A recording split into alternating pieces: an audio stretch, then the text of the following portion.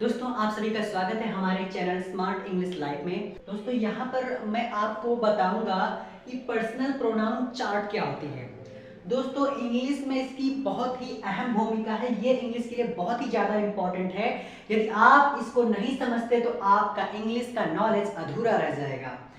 तो इसको सीखना आपके लिए बहुत ही ज़्यादा इम्पोर्टेंट है, क्योंकि ये है पर्सनल प्रोनाउन चार्ट और ये है सब्जेक्टिव केस, ये है ऑब्जेक्टिव केस, ये है पजेसिव केस और ये है रिफ्लेक्सिव केस। दोस्तों इंग्लिश में ये सब्जेक्ट और ऑब्जेक्ट के रूप में आते रहते हैं। तो दोस्तों यदि आप हमारे चैनल पर नए हैं तो प्लीज़ आप हमारे चैनल को लाइक और सब्सक्राइब जरूर कर दीजिएगा। साथ में अपने दोस्तों के साथ शेयर करें ताकि उनको भी इंग्लिश सीखने का मौका मिल सके। तो चलिए यहाँ पर बताते हैं इसका क्या बेसिक यूज है। बहुत ही ज़्यादा सीख जाएंगे, बहुत जल्दी सीखेंगे, क्योंकि ये सबसे ज़्यादा इजी है। और जिस तरह से मैं सिखाऊंगा दोस्तों, इस तरह से पूरे यूट्यूब चैनल पर आपको कोई नहीं सिखाएगा। आइए शुरू करते हैं इस वीडियो को। यहाँ पर देखिए, यहाँ पे जो यूज है I, subjective case I, we, you, he, she, they, ये इतने 2 3 3 6 प्रोनाउन हैं। ये सारे के सारे 6 प्रोनाउन हैं। इसका नाउन प्रोनाउन यूज किया जाता है दोस्तों। ये आई जो है, यहाँ पे जो आई और वी, ये तुम्हारा फर्स्ट पर्सन प्रोनाउन है। ये तुम्हारा फर्स्ट पर्सन प्रोनाउन है। और जो ये यू दिया है तुम्हारा यू, ये यू तुम्हारा सेकंड पर्सन प्रोनाउन है। और ही, सी और दे, ये थर्ड पर्सन प्रोनाउन है। अब यहाँ पर देखिए कि ये फर्स्ट, सेकंड और थर्ड पर्सन प्रोनाउन क्या होते हैं दोस्तों। सबसे ज़्यादा इजी है, क्योंकि यहाँ पे जो फर्स्ट आई और वी है, आई का मतलब होता है मैं, वी का मतलब होता है हम, ठीक है। यू का मतलब तुम, ही का मतलब वह, लड़के के लिए, और सी का मतलब वह, लड़की के लिए, दे का मतलब वे। तो जो आई और वी है ये फर्स्ट पर्सन प्रोनाउन है। यहाँ पर हम जब खुद की बात करते हैं, जैसे मैं बात कर रहा हूं, तो यहाँ पर मैं जो हुआ वो मैं फर्स्ट पर्सन हुआ। हम बात कर रहे हैं तो वी मीन्स हम होता है, वो भी फर्स्ट पर्सन हुआ। लेकिन जहाँ पे ये यू दिया हुआ है, ये यू सेकंड पर्सन प्रोनाउन। जैसे हम तुमसे बता रहे हैं तो ये तुम जो हुआ वो तुम्हारा सेकंड पर्सन, मतलब दूसरे व्यक्ति। सेकंड का मतलब है दूसरे व्यक्ति को बताना, तो वो तुम्हारा सेकंड पर्सन प्रोनाउन हो जाएगा। अब यहाँ पर जो दिया है ही, सी, दे, यहाँ पे तुम्हारा थर्ड पर्सन प्रोनाउन। जब थर्ड पर्सन प्रोनाउन का मतलब होता है जिस व्यक्ति के बारे में बात की जा रही है वो वहां पे उपस्थित ना हो। जैसे मैं बात कर रहा हूं और तुमसे बात कर रहा हूं, ठीक है, लेकिन तीसरा मैं जिसकी बात कर रहा हूं वो वहां पर उपस्थित नहीं है, तो वो थर्ड पर्सन प्रोनाउन हुआ, ठीक है। इतना आप समझ गए स्टूडेंट्स। यहाँ पर हम देखते हैं कि जैसे यहाँ पे दिया है सब्जेक्टिव केस में आई, वी, यू, ही, सी और दे, ठीक है। तो आई का यहाँ पे क्या हो जाता है, आई का हो जाता है मैं। आई का मीन्स मैं, वी मीन्स होता है हम, और यू मीन्स होता है तुम, ठीक है। और ही का मतलब वह, और सी का मतलब वह। अब ये जो ही है, ही का यूज मेल के लिए किया जाता है, सी का यूज फीमेल के लिए किया जाता है, ठीक है।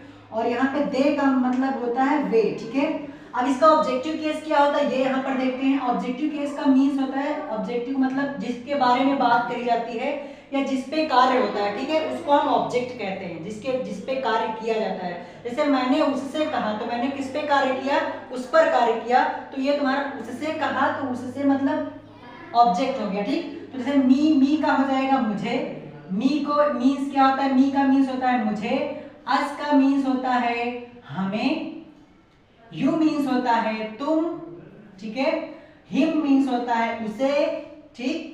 और यहाँ पर देखिए हर मीन्स होता है भी उसे। अब यहाँ पे हर उसे का 2 बार हो गया, तो एक का मेल के लिए, एक का फीमेल के लिए, और देम का मतलब उन्हें, ठीक है।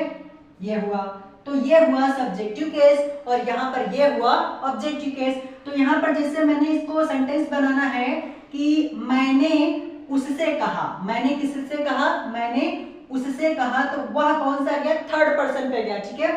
तो जैसे यहाँ पे है मैंने उससे कहा, यहाँ पर देखिए मैंने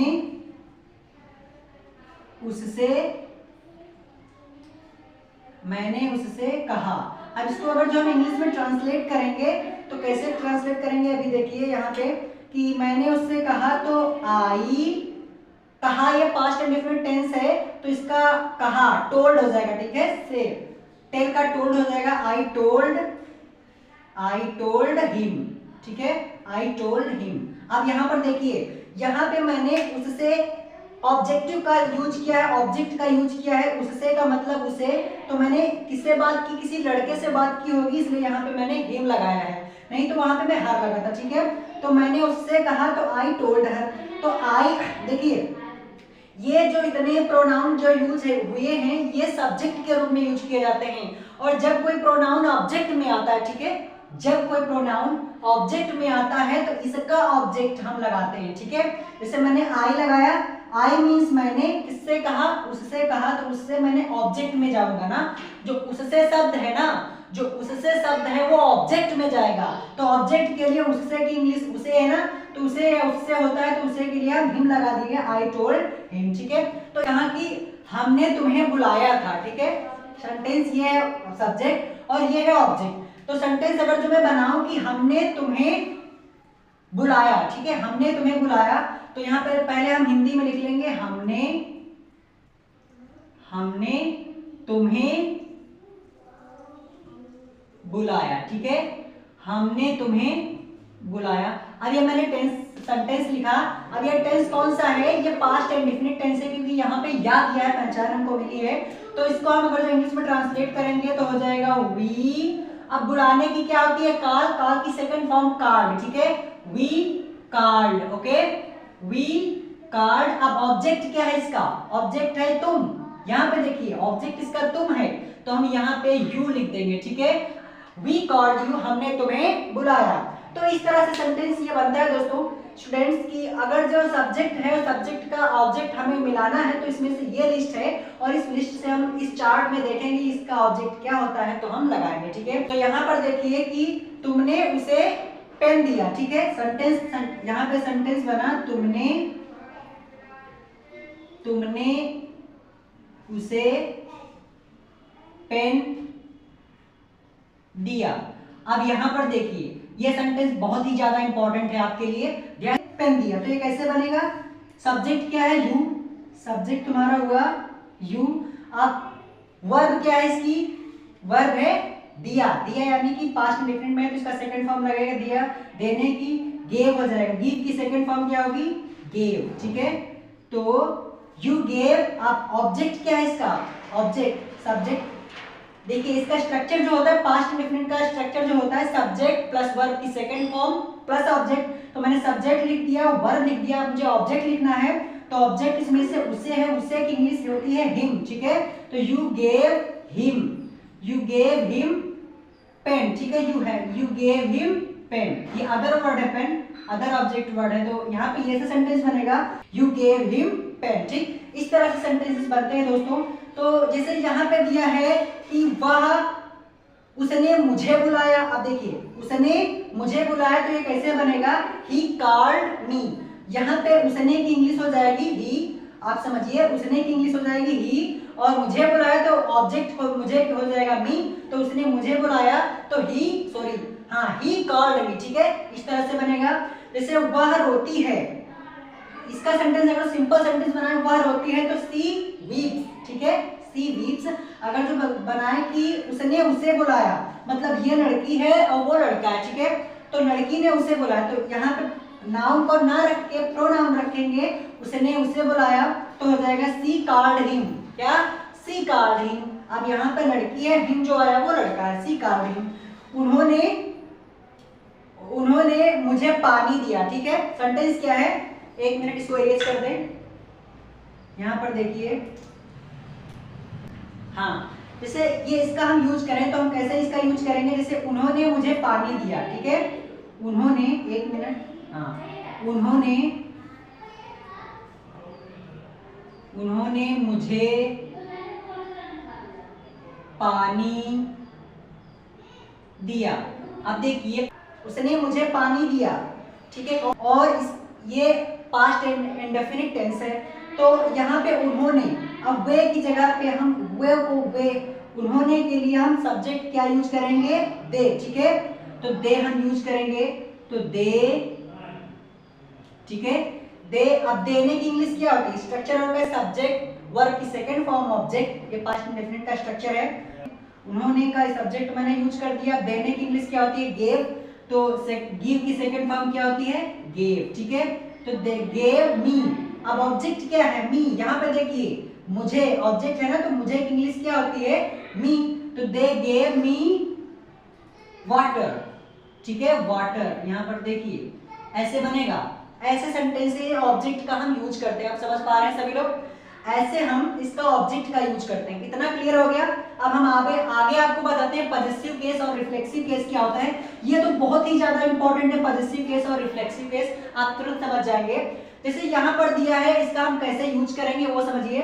माई और माइन, जैसे यह मेरा पेन है, सेंटेंस है यह मेरा पेन है, ठीक है।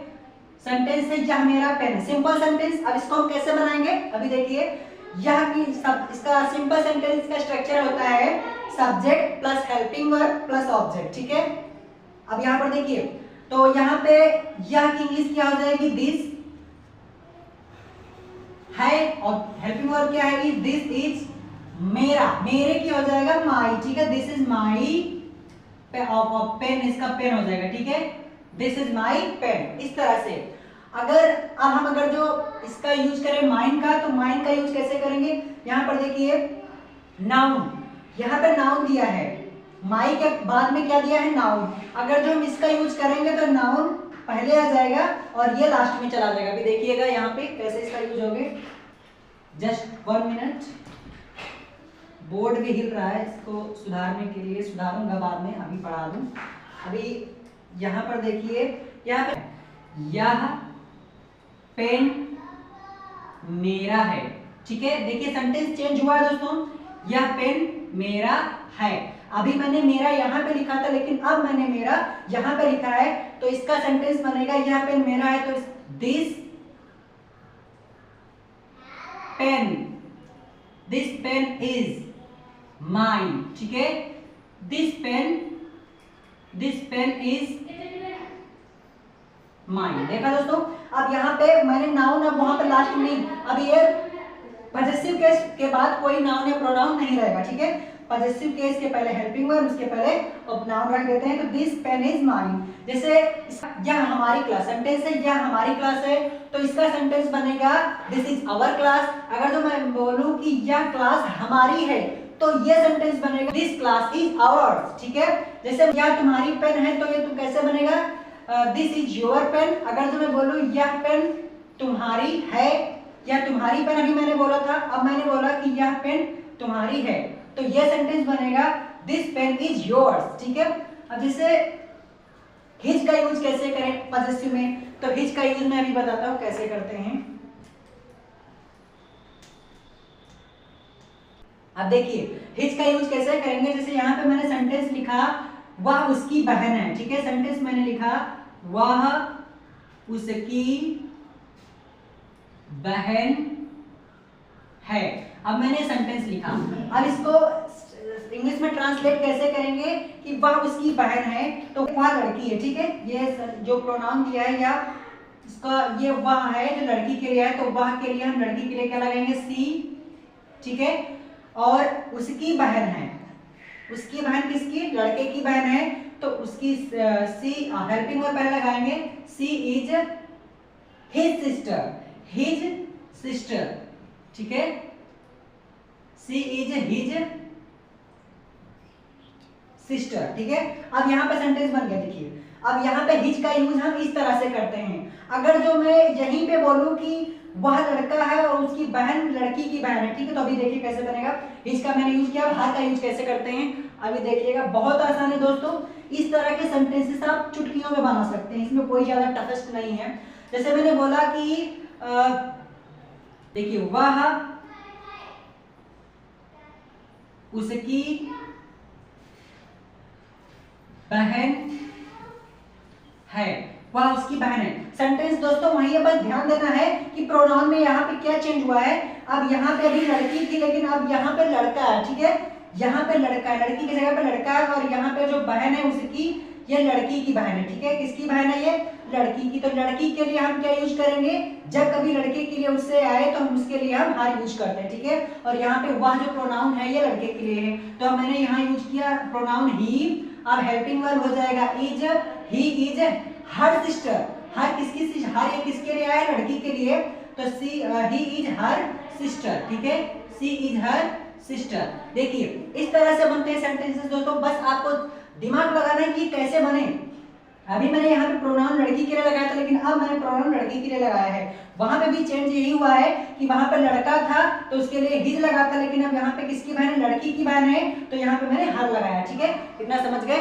अब मैं आपको बताता हूँ कि रिफ्लेक्सिव प्रोनाउन क्या होते हैं। ये भी बहुत इंटरेस्टिंग है, बहुत ही ज्यादा फनी है, आप समझ जाएंगे चुटकियों में। हाँ दोस्तों, यहाँ पर देखिए जैसे रिफ्लेक्सिव प्रोनाउन में इसका खुद के लिए यूज किया जाता है। जो रिफ्लेक्सिव प्रोनाउन है ना, यहाँ पे जैसे माई सेल्फ का खुद रिफ्लेक्सिव प्रोनाउन खुद के लिए यूज किया जाता है या स्वयं के लिए यूज किया जाता है। जैसे मैंने अपना काम खुद किया, ठीक है। मैंने अपना काम खुद किया सेंटेंस है, मैंने अपना काम खुद किया, ठीक है। ये सेंटेंस है, मैंने अपना काम खुद किया, सिंपल सेंटेंस है। रिफ्लेक्सिव प्रोनाउन लगेगा यहाँ पे, बहुत ही इजी है। देखिए मैंने के लिए हम सब्जेक्ट क्या लगाएंगे? आई प्रोनाउन है, ठीक है। अब मैंने अपना काम किया, करने की इंग्लिश क्या होती है? Do. First form second form है तो डिड हो जाएगा, आई डिड, ठीक है। करने की इंग्लिश डू होती है, सेकंड फॉर्म लगेगी तो डिड हो जाएगा, I did my work my self. ये देखिए कितना आसान है। जैसे यहाँ पे मैंने इसके लिए इसका यूज किया, सब्जेक्ट के आई हो गया, ठीक है।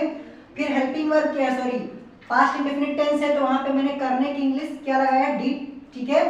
अब काम किया, क्या किया? काम कौन सा? माई, अपना काम, तो माई वर्क माई सेल्फ, खुद किया। मैंने अपना खुद के लिए हम क्या लगाएंगे? My self. जब किसी भी सेंटेंस में खुद दिया हो या स्वयं दिया हो तो वहां पे हम इन रिफ्लेक्सिव प्रोनाउंस का यूज करते हैं। अगर तुमने काम किया है तो वहां पे योर सेल्फ खुद के लिए लगेगा, और यदि उसने काम किया है तो उसके लिए हिम सेल्फ लगेगा, और यदि कोई लड़की काम की है तो खुद के लिए हर सेल्फ लगेगा। यदि कई लोग हैं तो वहां पे दे के लिए देम सेल्फ लगेगा, ठीक है। तो दोस्तों इस तरह से इसका यूज किया जाता है, बहुत इजी दोस्तों सेंटेंस इसका यूज करते हैं।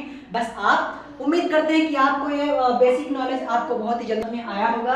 तो प्लीज यदि आप हमारे चैनल पर नए हैं तो प्लीज आप हमारे चैनल को लाइक और सब्सक्राइब जरूर कर दीजिए, साथ में अपने दोस्तों के साथ शेयर करिए ताकि उनको भी ये बेसिक चीजें अच्छे से समझ में आ जाए। तो दोस्तों अगर कोई क्वेश्चन हो आप तो हमें कमेंट बॉक्स में पूछ सकते हैं, और आपको कैसा लगा ये भी आप कमेंट बॉक्स में बताइए। So thanks for watching my video, till then bye bye.